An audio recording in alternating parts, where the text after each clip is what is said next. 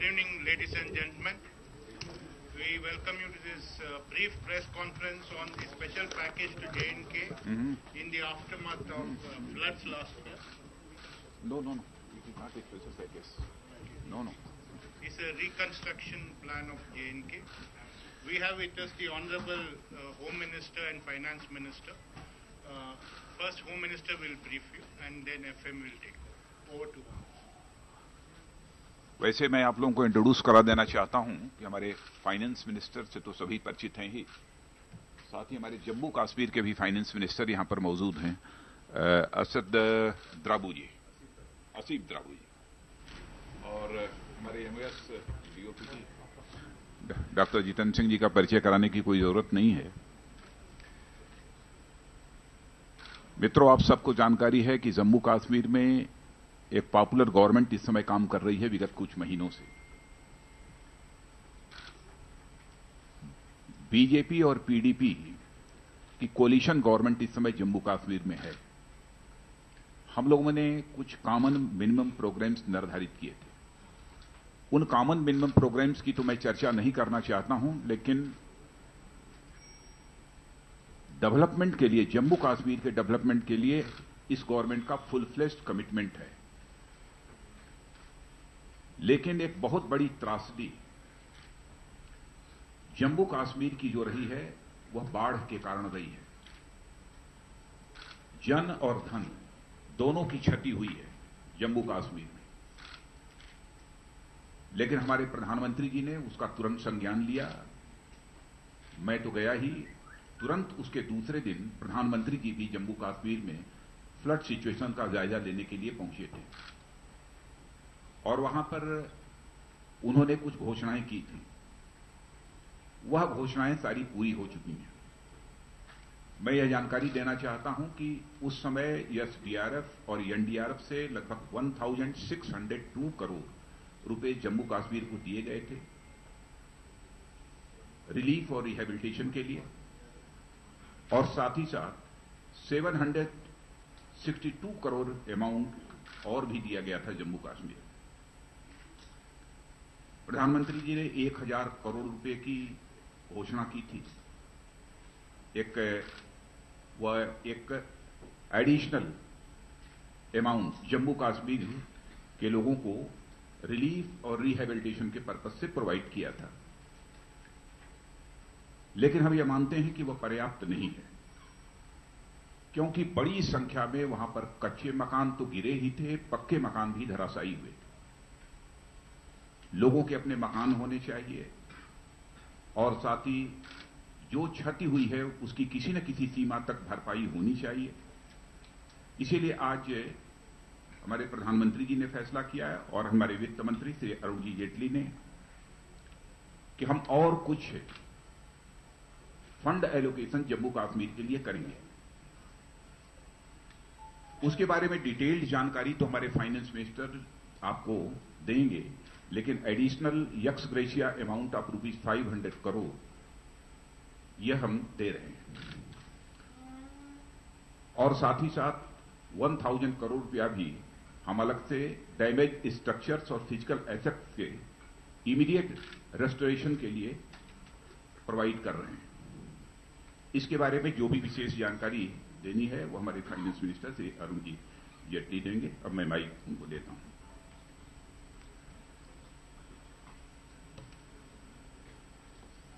गृहमंत्री जी ने ये जो कहा कि जम्मू कश्मीर, लेह और लद्दाख, कारगिल, इन क्षेत्रों के विकास में सरकार का एक विशेष ध्यान है। मेन स्ट्रीम पॉलिटिकल पार्टीज की एक चुनाव में से उभरे गठबंधन में से एक लोकप्रिय सरकार बनी है, और वो सरकार अपने डेवलपमेंटल एजेंडा को पूरा कर पाए, केंद्रीय सरकार इसलिए उसकी पूरी मदद करेगी। जम्मू कश्मीर और इसके तीनों क्षेत्रों की एक बैलेंस्ड ग्रोथ हो पाए, उसके संबंध में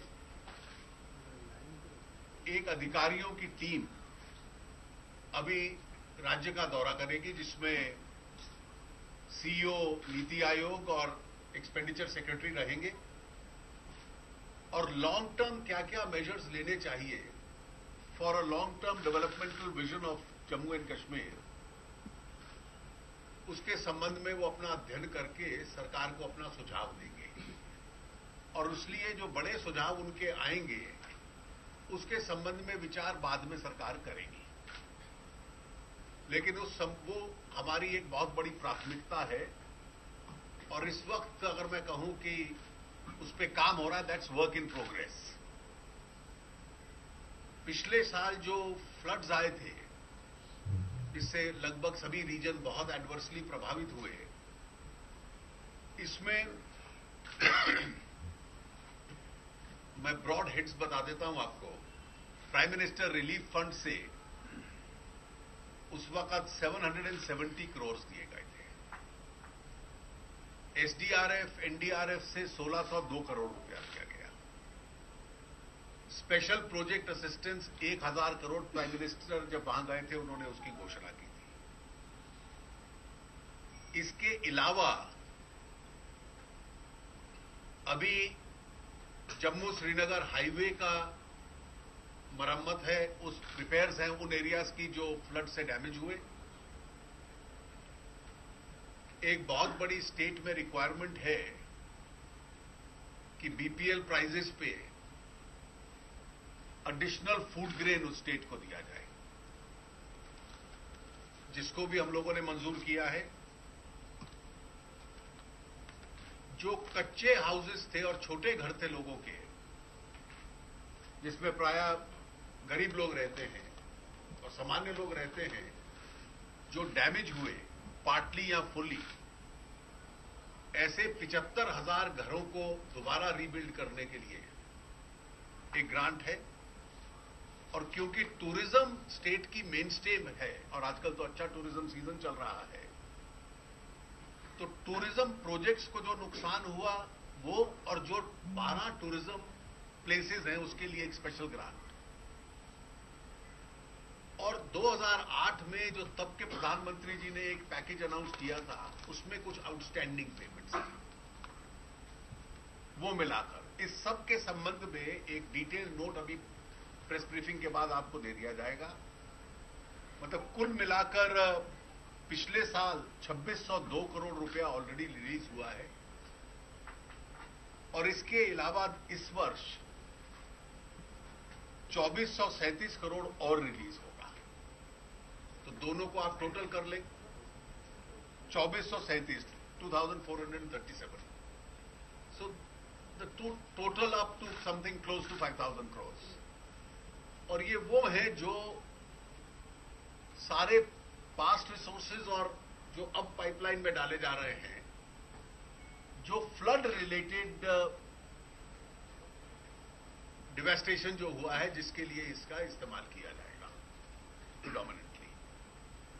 और इसके अलावा जो लार्जर डेवलपमेंटल प्लान है स्टेट के संबंध में, स्टेट गवर्नमेंट के साथ बैठकर हम लोग डिस्कस करेंगे और सेंटर को उसके ऊपर में पूरा स्टडी करके power sector, highway sector, tourism, education, health services, इस सब के संबंध में जो कुछ स्कीम्स हम लोगों ने टेंटेटिवली अनाउंस की हुई हैं, कुछ और हो सकती हैं, उसके संबंध में सीईओ नीति आयोग और एक्सपेंडिचर सेक्रेटरी अभी राज्य का दौरा करके अपने पूरे सुझाव केंद्र को देंगे। Thank you.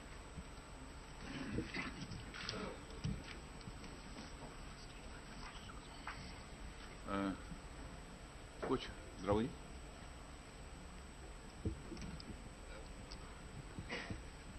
the way we see it, it's in terms of that today's initiatives were largely related to the flood impacted relief measures in three critical areas, which are the most vulnerable parts of the state, relating to food drains, houses, especially kacha houses, and the third on roads. In addition to this, as the Honorable Finance Minister was saying, we're working out a larger developmental plan. So one sees the entire intervention not as an event but as a process that is evolving, and whatever allocations are happening, there are earmarked resources and financing for it, which hadn't happened earlier. So in some ways, this will be a fully funded plan, which has two components: the short-term immediate relief measures and the long-term development initiative, which we are going to jointly work with the central government and present a plan in the course of perhaps the next month or so. We see this as an important beginning of the process of not just relief, but rebuilding the state of J&K along sustainable economic development lines. Thank you. Jiten Singh.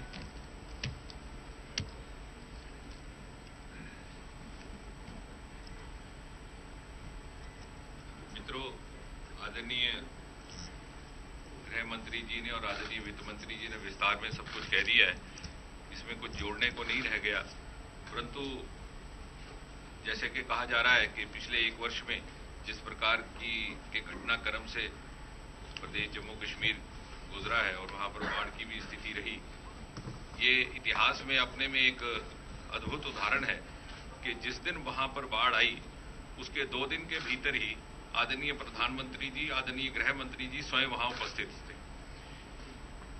यदि आप पिछला सितंबर 1 से जो घटनाक्रम आरंभ हुआ देखेंगे तो 3-4 सितंबर को वहां पर बाढ़ जरा प्रकोप ज्यादा देखने को आया।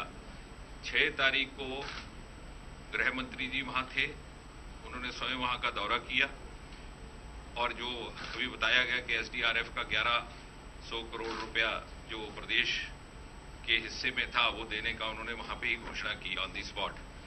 उसके अगले ही दिन 7 सितंबर को प्रधानमंत्री जी स्वयं वहां थे।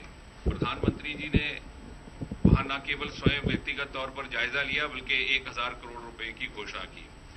उसके बाद एक बहुत बड़ी महत्वपूर्ण बात जो हुई है और हमें गर्व है ये कहने में कि दीपावली के दिन फिर से पुनः प्रधानमंत्री जी वहां पहुंचे हैं।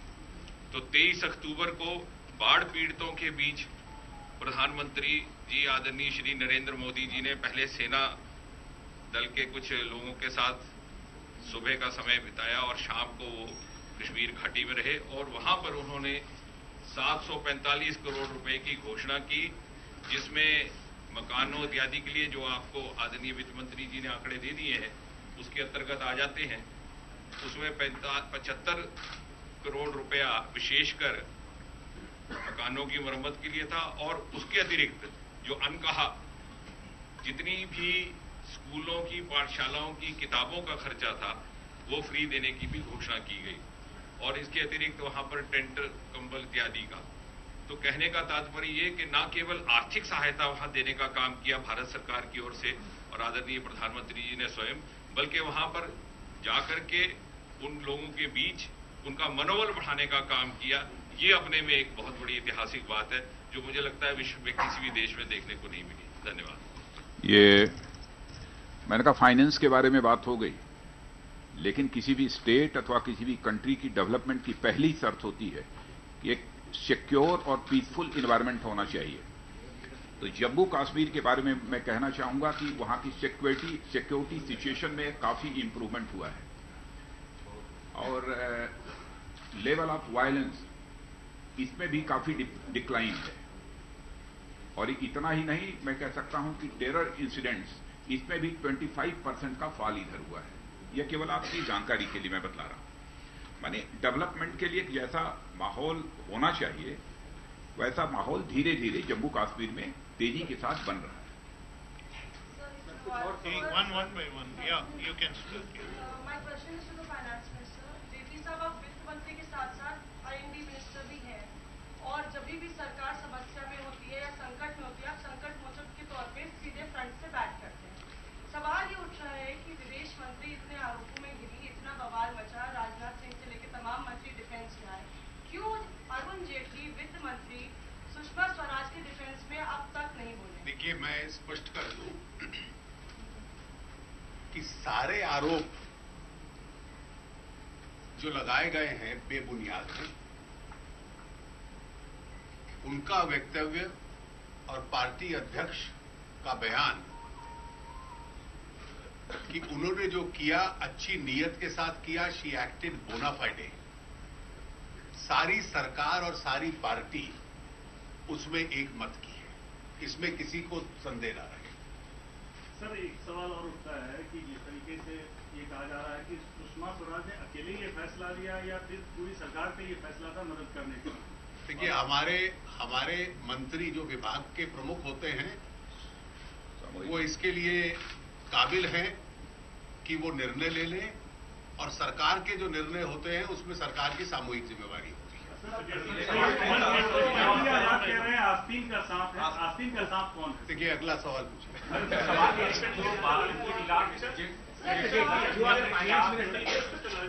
Yes. Is there an ED case pending against Mr. Lalit Modi? Is there a blue collar notice there? One by one. Yes, these are. Let me elaborate so that you don't speculate, and I'll clarify the confusion. The Enforcement Directorate has investigated several cases against the person concerned. Show cause notices have been issued in a large number of them. These show cause notices are a quasi-judicial function of the Enforcement Directorate. The Enforcement Directorate is discharging those functions. I understand that out of 16 investigations, in 15 of them show cause notices have been issued. This is the information I have. One is still under investigation. Nikud. Yeah, 1 minute. Nikud. Yeah. Mr. Jaitley, my question is a pointed question. There was a ED blue collar notice that was issued in 2010 against Mr. Lalit Modi. Well, there is a notice still valid. Has the government withdrawn? Well, let me first of all clarify. There is a confusion about shades of blue.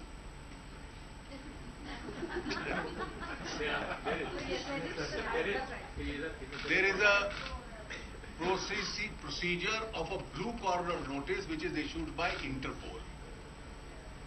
There is a procedure of a light blue corner notice which is issued by the Directorate of Revenue Intelligence at the request of the Enforcement Directorate.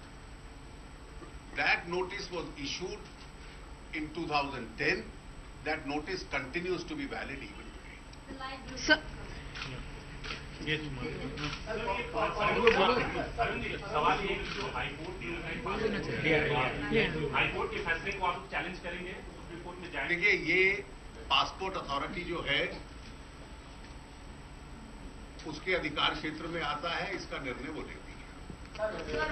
So questions. Congress party भी यही कह रही है कि ये collective responsibility का मामला है, पूरी सरकार ने मिलकर ये फैसला किया होगा, पूरी सरकार में जिम्मेवार है और आप भी जिम्मेवार हैं, राजनाथ भी जिम्मेवार है। देखिए मैंने आपको कहा कि सरकार के हमारे मंत्री सब सक्षम हैं निर्णय लेने के लिए, और जो निर्णय लेते हैं हम सब उसके लिए सामूहिक जिम्मेवार हैं। Thank you. Thank you. और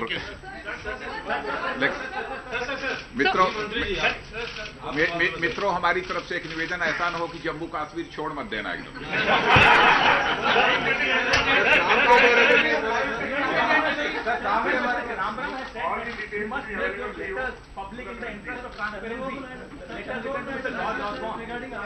Sir, will you interfere in ongoing controversy between Telangana and Andhra Pradesh?